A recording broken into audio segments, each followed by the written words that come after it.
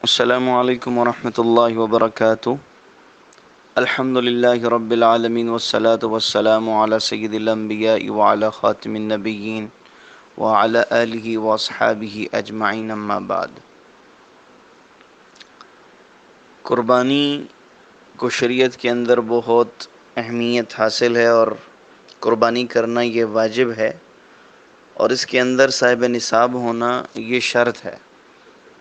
اگر ایک آدمی صاحب نصاب نہیں تو اس کی طرف قربانی متوجہ نہیں ہوتی،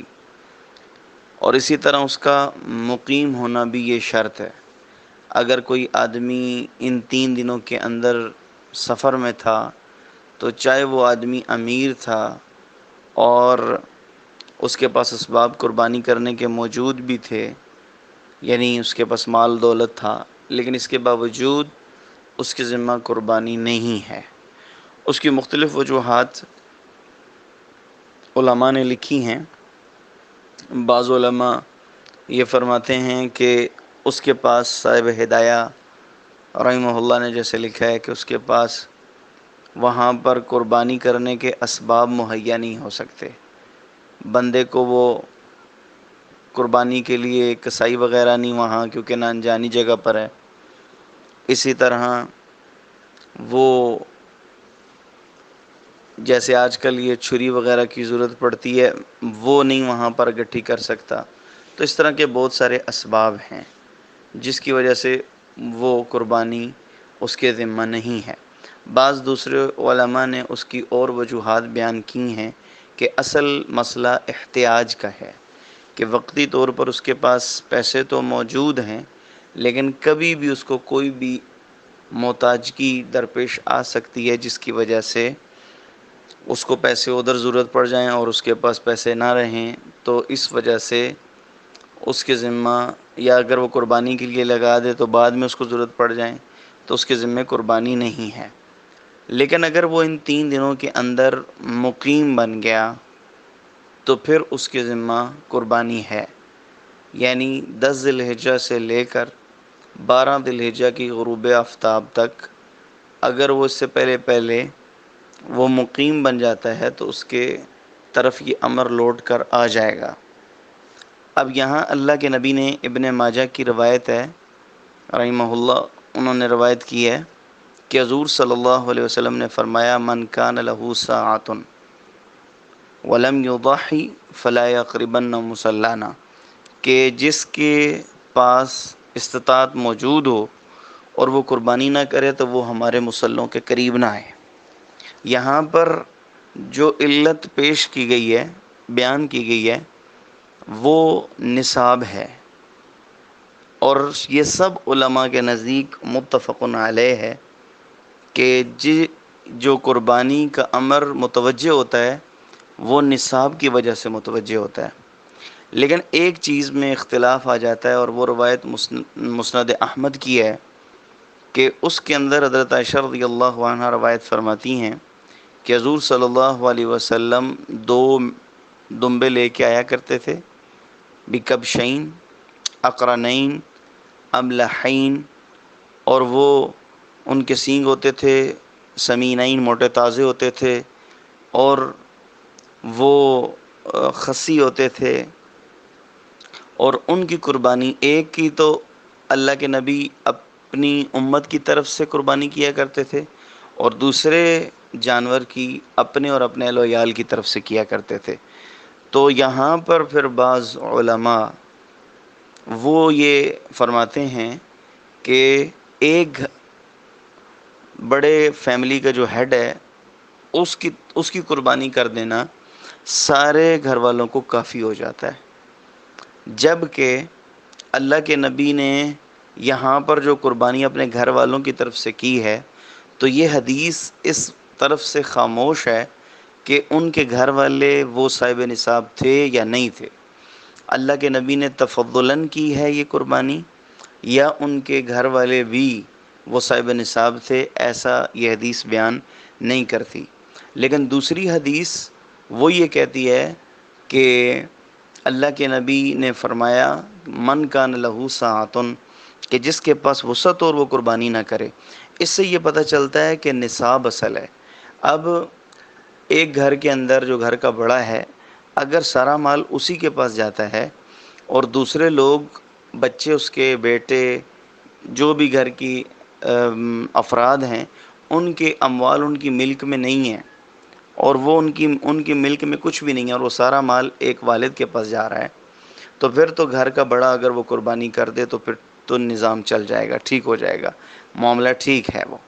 لیکن اگر بیٹے علیحدہ کاروبار کرتے ہیں اور ان کے، چاہے وہ اکٹھے رہ رہے ہیں، ایک ہی فیملی، ایک جگہ وہ رہ رہے ہیں، اکٹھے ہیں، جوائنٹ فیملی ہے، جوائنٹ اکٹھے ہو کے وہ رہ رہے ہیں، لیکن اس کے باوجود اگر ان کے علیحدہ علیحدہ اکاؤنٹس میں، سیونگ میں پیسے پڑے ہوئے ہیں، تو ان تمام کے ذمہ قربانی کا امر متوجہ ہوگا۔ صرف گھر کے بڑے ایک کی قربانی کر دینے سے قربانی نہیں ہوگی۔ اللہ کے نبی نے ایک شخص کی قربانی کے مقابلے پر ایک جانور کو مقرر کیا ہے، وہ بھی چھوٹا جانور، یعنی بکری، دمبا، بکرا، یہ چھوٹے جانور، بھیڑ، یہ ایک فرد کے مقابلے پہ، کیونکہ ایک صحابی حضور صلی اللہ علیہ وسلم کے پاس آئے اور انہوں نے آ کر عرض کیا، یا رسول اللہ، میں نے ایک بڑے جانور کی قربانی کرنے کی نیت کی ہوئی تھی، لیکن اب میں اس کو نہیں پاتا کہ میں اس کو خریدوں اور اس کو ذبح کروں۔ تو اللہ کے نبی صلی اللہ علیہ وسلم نے فرمایا کہ تم اس کے مقابلے پہ 7 بکریاں خرید لو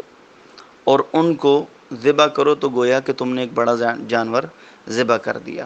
اب یہاں پر جو بڑا جانور ہے وہ بھی اگر گھر کے 7 افراد کی گنجائش رکھتا ہے، لیکن اگر 10 ہو جائیں تو وہ بھی اس کی گنجائش نہیں رکھتا، 12 ہو جائیں، بعض روایات میں اونٹ کے اندر 10 کی بھی آتا ہے، لیکن راجح کل 7 کا ہی ہے، لیکن اگر 12 ہو جائیں تو اونٹ بھی برداشت نہیں کرتا، 15 ہو جائیں تو اونٹ بھی برداشت نہیں کر سکتا۔ یہ کیسے ہو سکتا ہے کہ ایک فیملی اگر اکٹھی رہتی ہے اور وہ گھر کے 15 افراد ہیں اور گھر کا ایک شخص اگر قربانی کر دے تو سب کی طرف سے وہ پوری ہو جائے؟ یہ تو عقل میں آنے والی بات نہیں ہے۔ یہ کیسے ہو سکتا ہے کہ ایک اونٹ جس چیز کو برداشت نہیں کر رہا، ایک بکری جتنے حصوں کو ایک گائے، بیل جتنے حصوں کو برداشت نہیں کر رہا، تو ایک بکری کیسے برداشت کر سکتی ہے؟ تو اس وجہ سے ہر فرد کے ذمہ علیحدہ علیحدہ قربانی ہے، اور علیحدہ علیحدہ ان کو، اس کے لیے ضروری نہیں ہے کہ آدمی 1,00,000 کا 1,50,000 کا جانور لے کر آئے۔ اگر گھر کے اس کے اندر صرف 2 سال کا جانور ہونا ضروری ہے، جو بڑا ہو، جس کو ہم یہ دوندا کہتے ہیں، اس کے سامنے والے 2 دانت نکلے ہوئے ہوں، تو وہ 2 سال کا جانور ہو، 2 سال اس کی عمر ہو گئی ہو، چاہے اس کے وہ آگے پھر مسائل ہیں جانوروں کے عیوب کے اندر، لیکن اگر وہ 2 سال اس کی عمر پوری ہے، اور ضروری نہیں ہے کہ وہ کوئی بڑا ہٹا کٹا تکڑا جانور ہو، اگر گنجائش نہیں رکھتے تو دوندا جانور بہت زیادہ لاغر بھی نہ ہو، کمزور بھی نہ ہو، لیکن درمیانہ ہو، اور وہ اگر 50-60 کا مل جاتا ہے، اس کو لا کے آدمی، اور اس میں باقی افراد کی بھی جگہ بنا کر ان کے حصے بھی ڈال کر اور ان تمام کی طرف سے قربانی کر دی جائے۔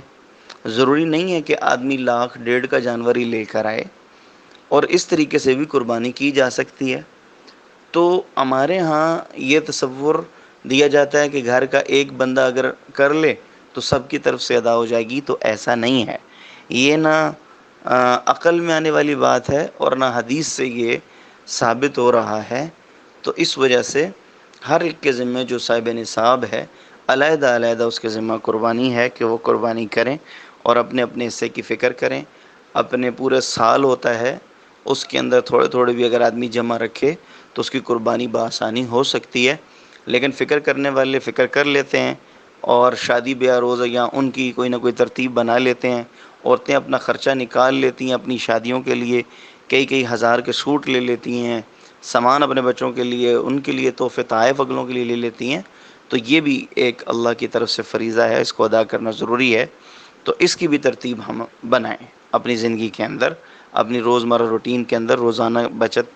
کوئی نکالیں اور اس کی ترتیب بنا کر اللہ رب العزت ہم سب کو سمجھنے کی اور عمل کرنے کی توفیق عطا فرمائے۔